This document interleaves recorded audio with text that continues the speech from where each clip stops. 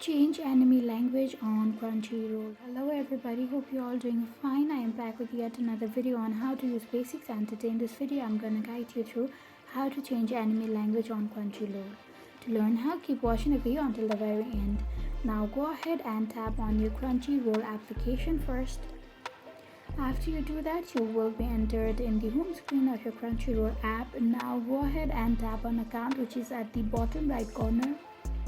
Now under mature content you will see audio language, so go ahead and tap on the same audio language, and then as you can see the audio language of the animes are in Japanese now, and I want to change it to English, so go ahead and tap on that little circle of English.